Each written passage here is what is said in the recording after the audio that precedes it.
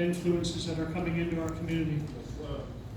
The three pillars, as she mentioned, that I have, one is public safety. I'm proud to say I've been endorsed by Michelle, the sheriff of Kent County.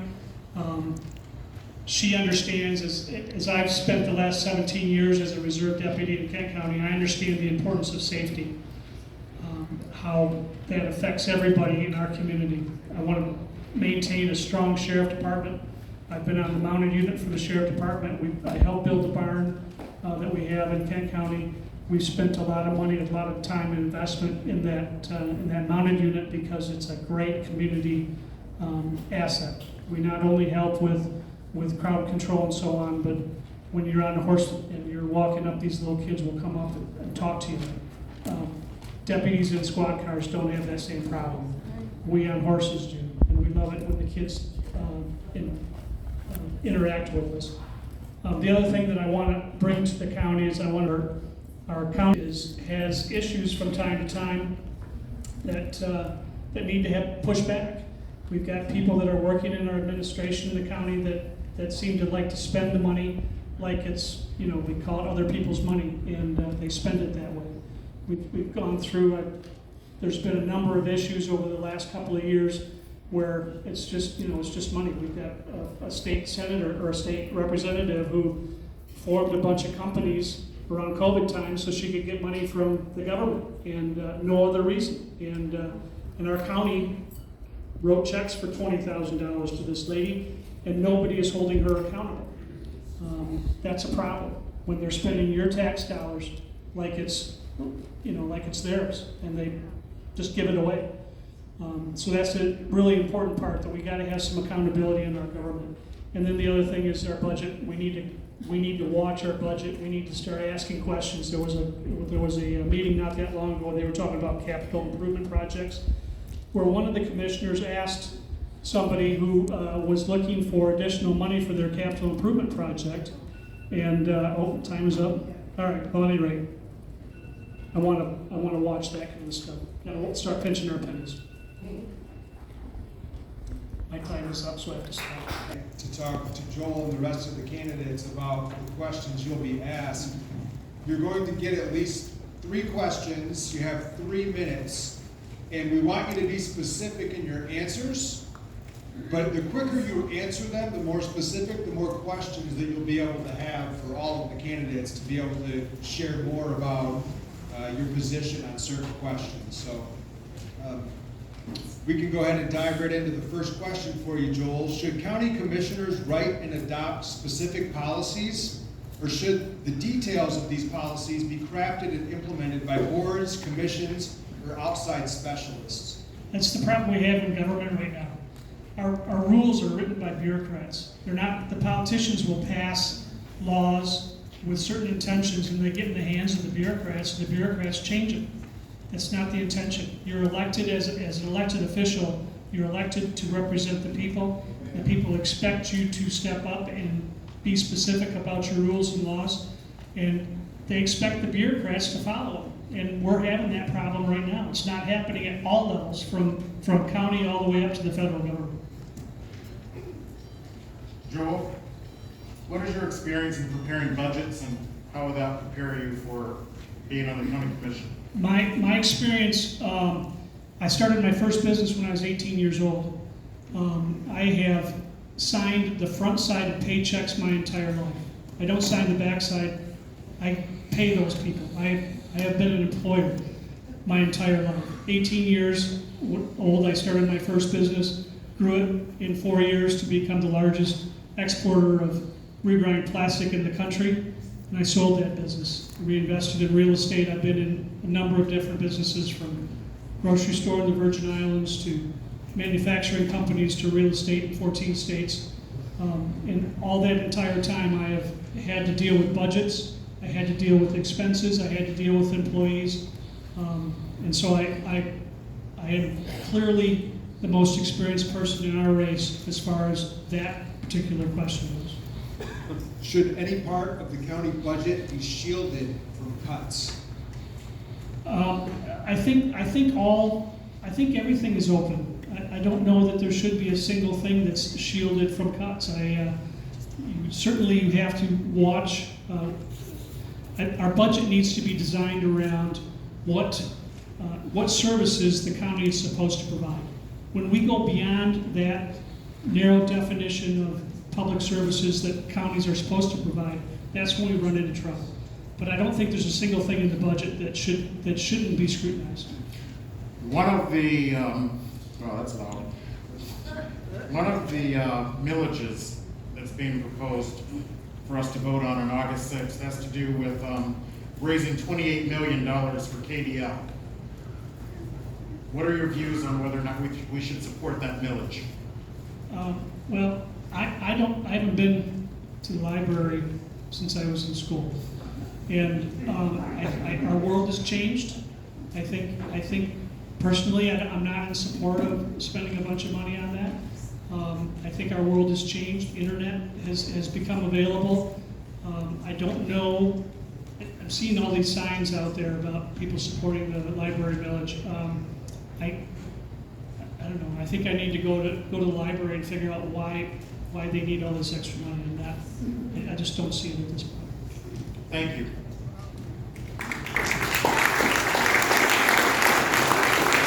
Thank you, Joel. Who's going to have all the candidates sit up front, and they're pretty. Liz Morse, who's also running in the 2nd district. Liz.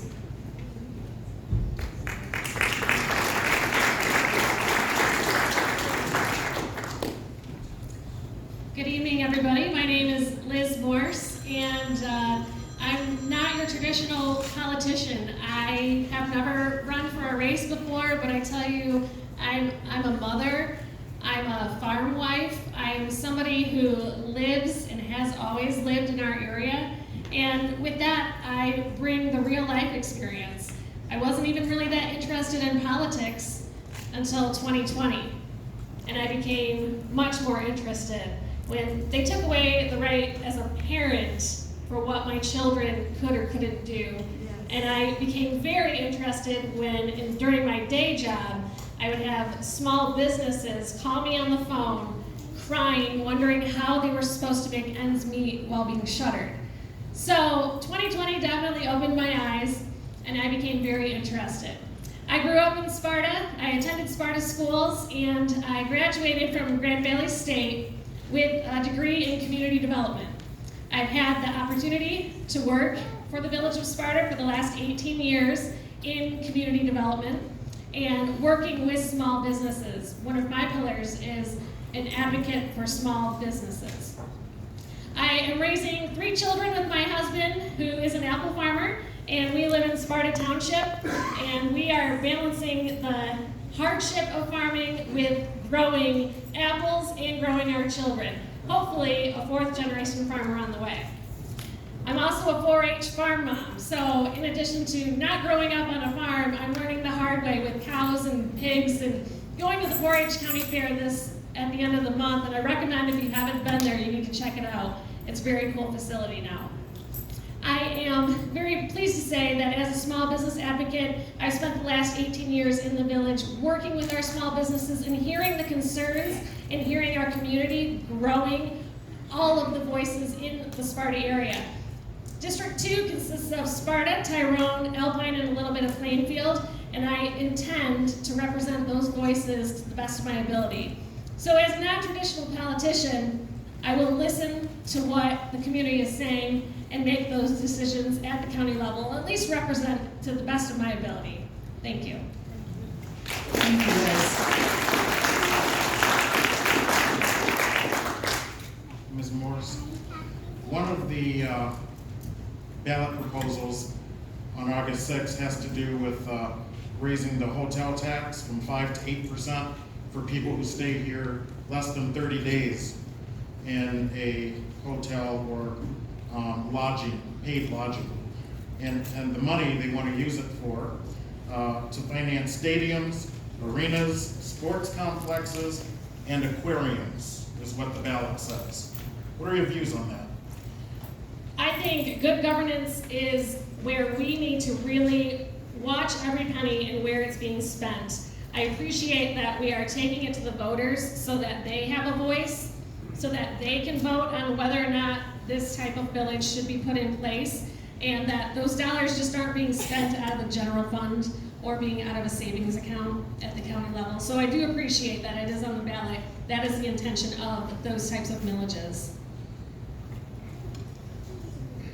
On the first day in office, the Ottawa County Commission eliminated the Department of DEI. Do you support the DEI initiatives in Kent County as they've been pushing? That's a good one. Okay, so on the first day of office, eliminating the DEI, that is a huge item, one that is definitely going to take research, not something that I would. Thank you.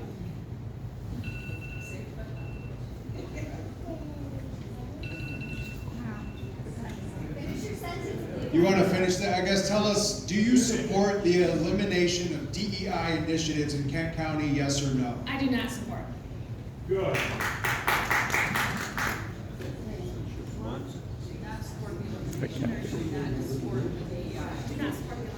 Okay. Your time is up.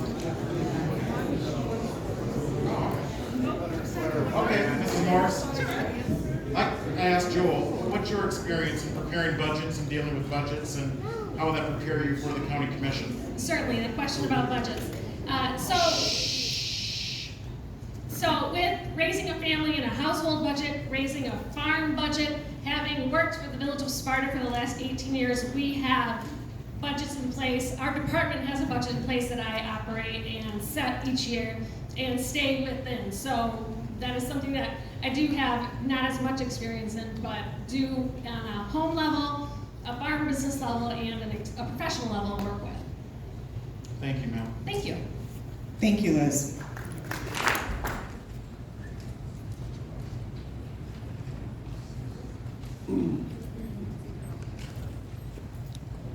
Most of you know me here. I'm a retired Grand Rapids police officer, retired pastor, retired from the school system. Currently, yes, I'm tired. I'm the vice chair of your Kent County GOP. And most importantly, to me anyway, moderator of the Board of Deacons at this church, which is my most important work. Okay, I'm sorry. 2 years ago, when Katie DeBoer ran to unseat the 8-year Republican incumbent, Diane, I campaigned for her, endorsed her, and she was a great lady. She still is a great lady. And so when people came to me and said, we need you to run, because the grassroots is getting upset with her go along, get along, voting and participation, I began looking into what was going on. And one of the reasons that I endorsed, the main reason I endorsed Katie was she was the signature on the Kent contract. And this contract lists the things that they promised the citizens that they would do. And so I began looking into what's going on at the county in comparison to what was promised on the contract. And I was not finding anything that was listed that was happening in our county, but layers and layers and layers of the same old getting worse. From transparency to DEI. And one of the things that is promised on here is that DEI programs will be removed locally. And so you can go on the website, there's a lot on DEI, and the current woman that is the inclusion director for the county controls everything in the county. Everything that happens in every department at the county, and the projection is the rest of us too. When you apply for a job with the county, you take a test, a cultural quotient test, to see what your cultural quotient is. If you get hired, you will be trained to increase your cultural quotient, not your job skills. Sounds a little bit like the Soviet Union to me. Yeah, it does. And the projection, they have a sheet on what they want to do, is that all employee reviews will be done according to DEI and cultural quotient. Thank you, Kathy. Kathy, what element of the county's government is most effective and why? I would say the sheriff's department is most effective because those officers are trained, they have a duty, and they are focused, and they carry out their job no matter what political atmosphere is around them, no matter what barriers or who tries to hamper their movements, whether it be public or government. But our sheriff's department carries out its function and it carries out its oath.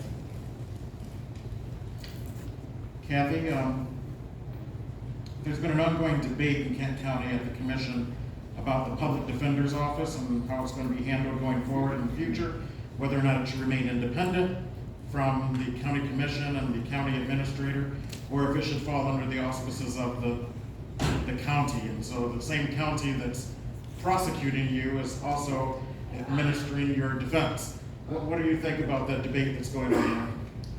Well, you probably know because I spoke publicly on this.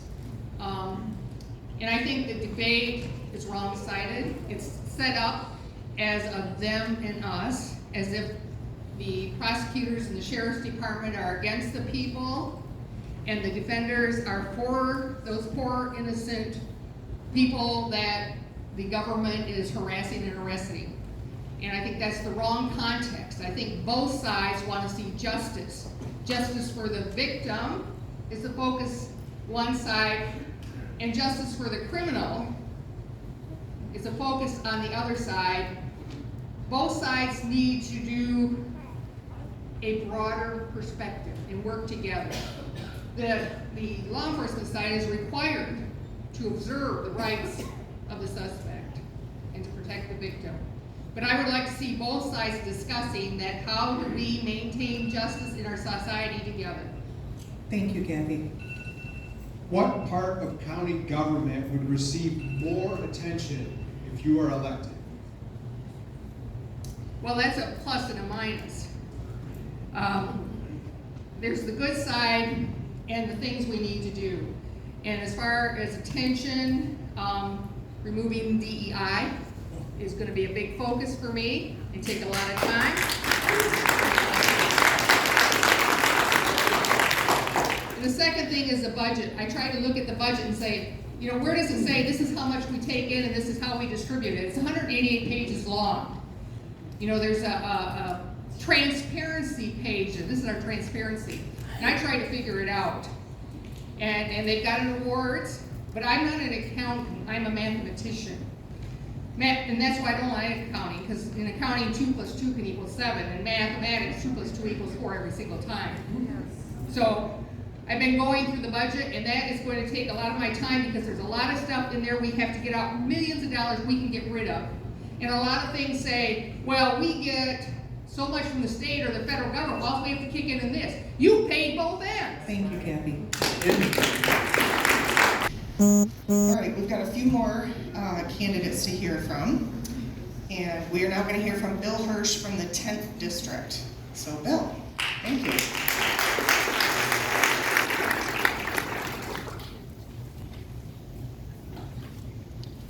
Bill Hirsch, first and foremost, I'm a farmer. I like feeding people.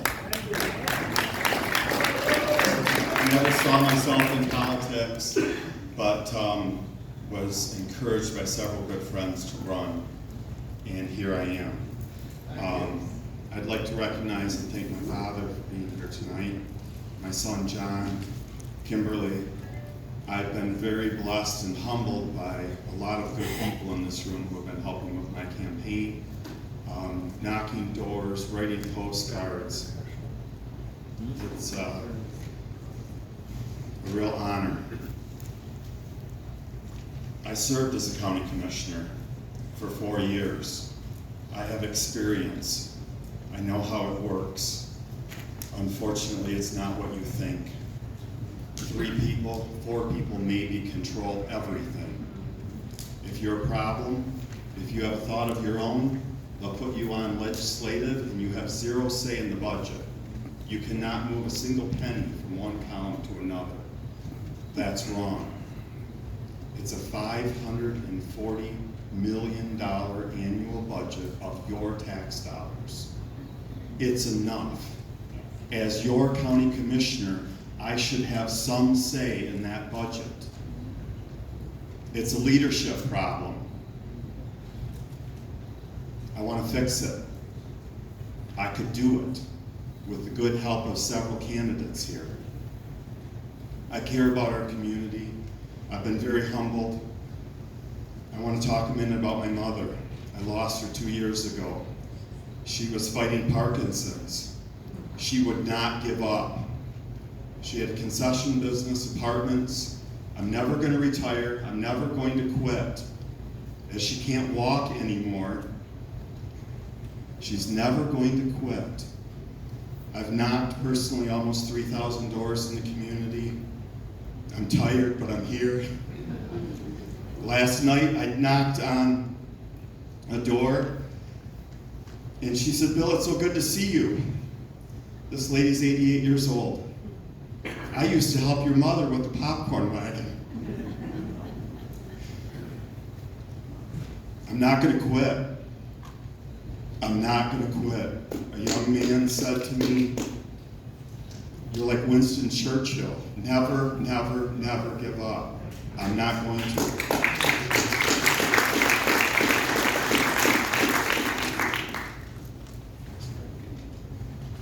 Thank you.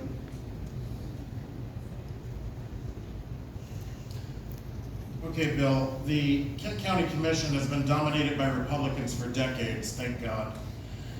Do you believe that they have governed in recent years as conservative Republicans? Absolutely not. One of the biggest things when I talk to somebody at their door is their property taxes. And they continue to go up.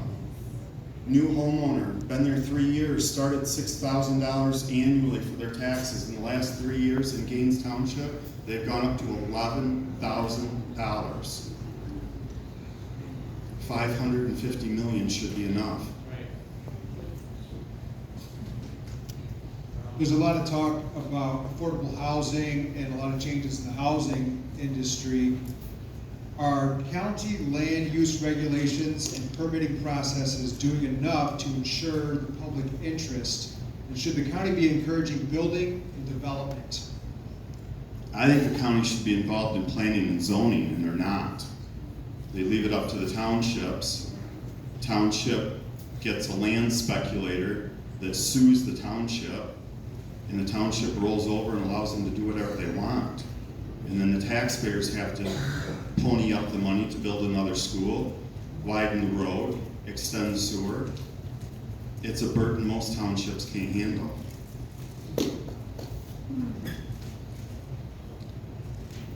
Okay, Bill, how about you? One of the candidates said she would not support eliminating the Department of Diversity, Equity, and Inclusion on their first day. How about you? Absolutely, let's eliminate that.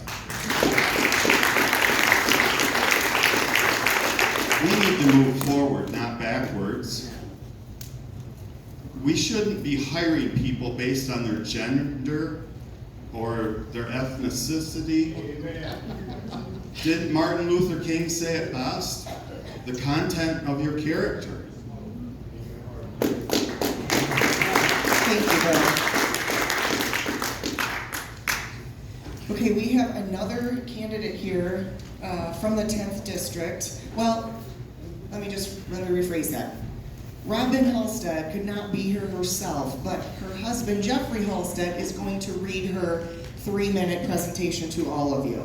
He is not going to take questions on her behalf, but he is just going to read to you what she wanted to share as your candidate in the 10th, one of the candidates in the 10th District. So thank you, Jeffrey.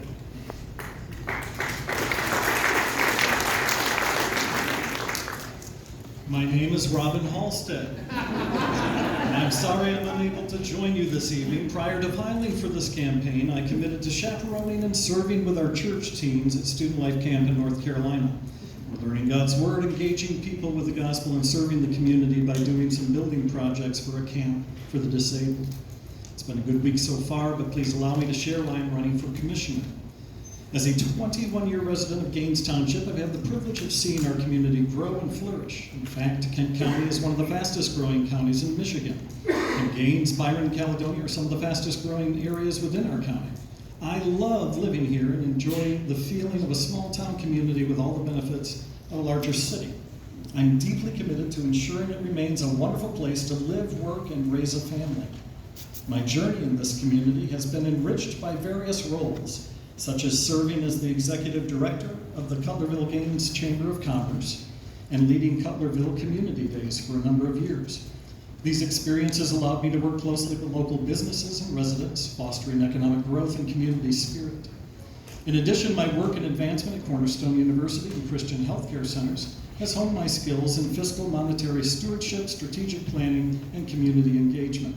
I'm the proud wife of Jeff for 33 years, mother to 2 wonderful children, nana to 10 beautiful grandchildren. As a pastor's wife and ministry leader, my life has been dedicated to service, listening, and helping others. This community is not just where I live, it's where my family has grown and thrived.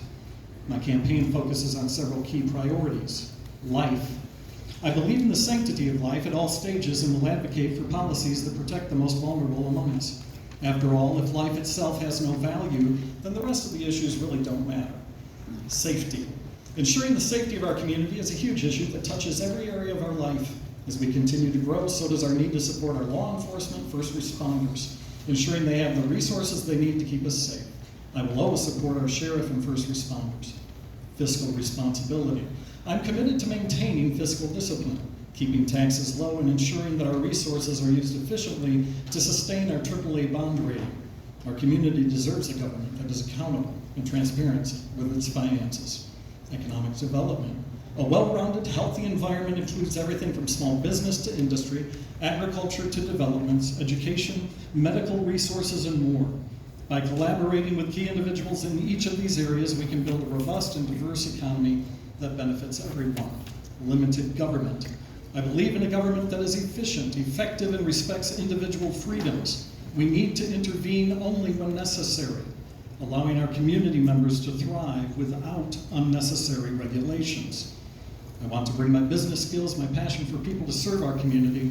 My goal is to listen, learn, and work together with you to address our challenges and seize our opportunities.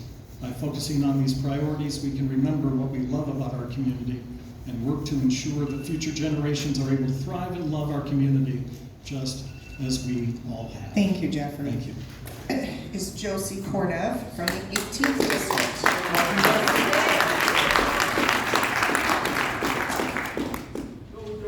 Go, Josie!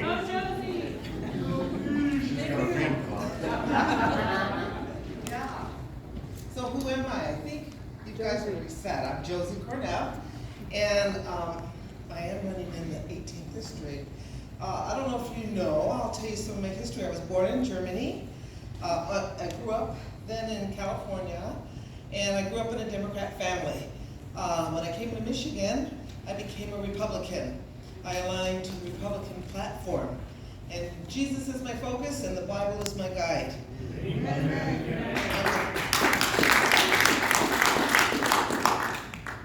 I'm the daughter of a Black World War II Army veteran, retired, and Japanese immigrant. Since 2020, we've had mask mandates, lockdowns, forced vax, speech and ideas have been punished. It's not the America my father fought for and mother immigrated to. And it's time to take a stand, time to get involved, time to fight back. That's why I'm running for Kent County Commissioner. Oops, sorry about that. Also, I love service. I want to serve my community. In 2015 was the first time I retired from Grand Rapids Public Schools, and I wanted to get involved in the community, and so I wanted to grow the Republican Party and appeal to non-traditional Republican demographics. 2024, now, I'll let you know, I ran for commissioner this is my third time. So in 2020 during COVID, I was out knocking doors. That was the first time I ran. 2022, I was primaried and I didn't win my primary. In 2024, I'm running again and I'm scared. I'm scared. We need to fight. Look at what's going on around us. It is awful. We do not have time to sit back and do nothing. And so I want to fight. Everybody needs to do something. Living in the USA has changed. Let's put God back as the focus of our country. Godly accountability. Let's take care of the earth, government, and living. Then we can do as Matthew 28:19 says, share the gospel. Amen.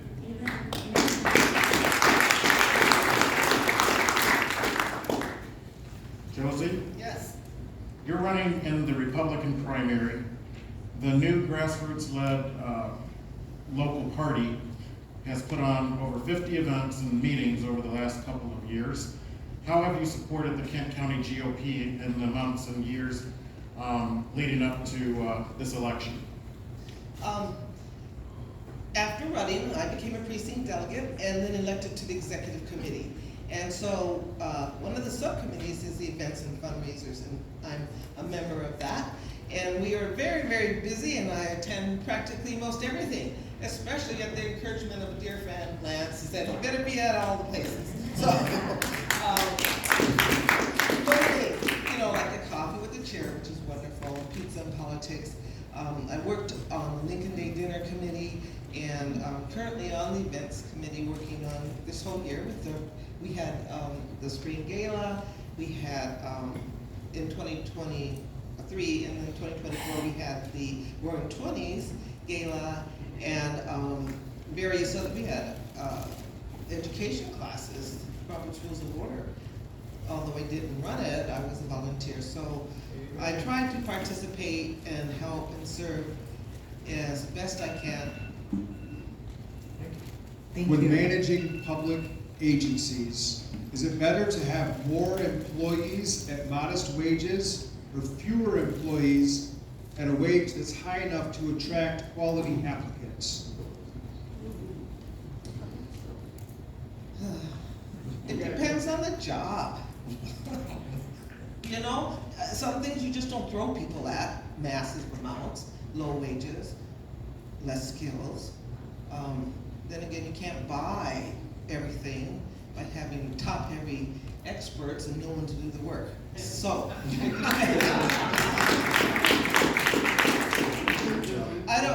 I'm not in favor of abusing people. I think they need a fair salary and other rewards that are not just monetary, responsibility, input, leadership, opportunities for growth. We wanted to trip you up with that question. You did a great job. Oh. Okay. All right. All right. Christiane Grant got money allocated to her. She's now a state representative fraudulently by the county commission. Are you familiar with the scandal, and what do you think should be done? Well, I became familiar with it by the Detroit News that published the happenings, and you know, sometimes when free money's out there, people will do crazy stuff just to get a little bit of it. And so. What do you think should be done? Oh, investigation, looking into the details of it. And if something criminal happened, I mean, you know, return the money and, you know, you may have to answer for your actions legally. Thank you, Josie. For the county commissioners, I should say, Derek Anderson, representing the 20th district.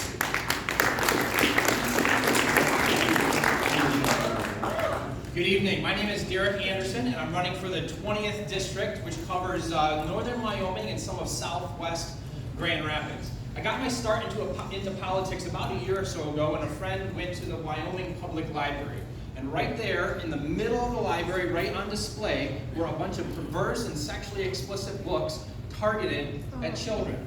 I brought one of these books here with me tonight. My beautiful 10-year-old daughter is sitting right there with the red hair. I checked this book out with her library card, with no oversight. On this page right here, it says that if she feels like a boy, she can fillet her thigh or her forearm to create a fake penis. This is the stuff that they're targeting at our children. This is the content that they're foisting on our community to the indefinite destruction of the children of our community. This is the result of DEI. This is the result of Marxism in our community. This is the result of a feckless county commission that won't stand up and interpose on behalf of their neighbors and say no. I took this with the friends. We went to the Wyoming City Council. We made them aware of it. We read excerpts from a lot of these different books, and basically their response was not my problem. It's the county commission's issue. I went to the board of the KDL. They did the same thing. They thumbed their nose at us and said we're not going to do anything about it. I went again to the county commission, and nothing was going to happen. We are not a nation of laws. We are a nation of political will. Yep. And we don't have anybody right now, or very few people, with the political will to say no. I have the political will to say no. I have 5 young children. I want them to grow up in this community. I want them to be safe, and not just my kids, the neighborhood kids, everybody in this county. This is straight from hell. There's no other way to say that. That's right. So, I'm a Christian. God instituted government. God gave us the job description for the civil governing authorities, that is to reward those who do good and to punish those who do evil. We have a $585.5 million budget at the county level. We fought a revolution over a 2% tax, and they're trying to levy an additional 8% tax just for the aquarium crap. Okay? So we need to reel this back in by bringing government back under the auspices of what God established government to do, to reward those who do good, to punish those who do evil. And when we do that, we will be blessed. Psalm 2 says that when nations step outside of what God commanded them to do, they will be dashed to pieces like a clay pot, but blessed are all who take refuge in Him. At the county level, my goal is that we, as a commission, submit to and govern under the authority of Christ to the blessing and welfare of every citizen of Kent County. Amen.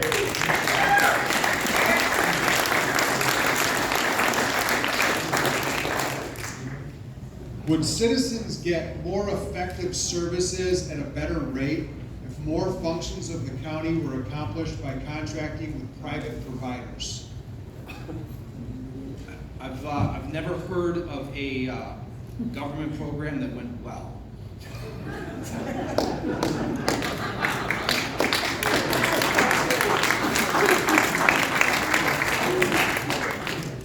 Muskegon County, Derek, the county commission in Muskegon, and a lot of good, hard-working Republicans in Muskegon work Michelle together. Hazelkamp, one of them.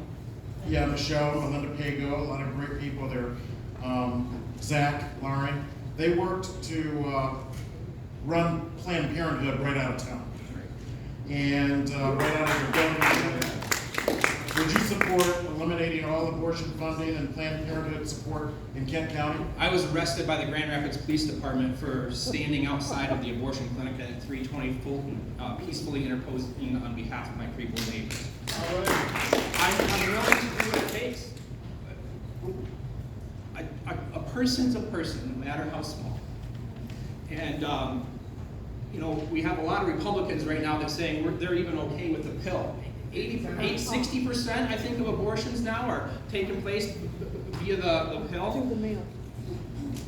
We are the lesser magistrates. We are the ones to interpose on behalf of our neighbors.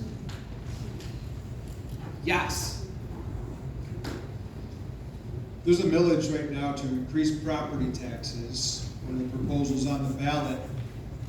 They're aiming to raise $8.8 million per year for 5 years for early childhood development and child care. Do you support increasing that tax for that use? God created spheres of authority. He created the state, He created the family, and He created the church. Every time fathers abdicate their authority, nature abhors a vacuum and authority is total, someone's going to fill that vacuum. And what we have, and what the state is trying to do here is fill that void, and it's stealing authority from parents to educate their children. So absolutely not, I do not support that. Bill said it best, it's already enough, right? They're already taking enough of our money. But beyond that, the responsibility of education falls solely and only on the parents, not the government.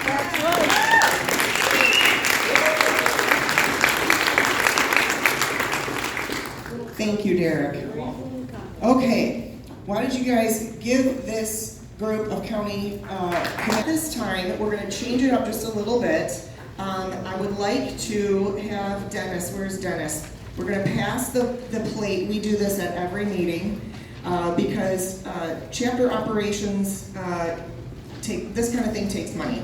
And if you wanna continue to see us provide you with opportunities like this, you wanna continue to be able to hear from candidates, in a nice venue, a nice event, with food and refreshments and all of that, printing of papers, it takes money.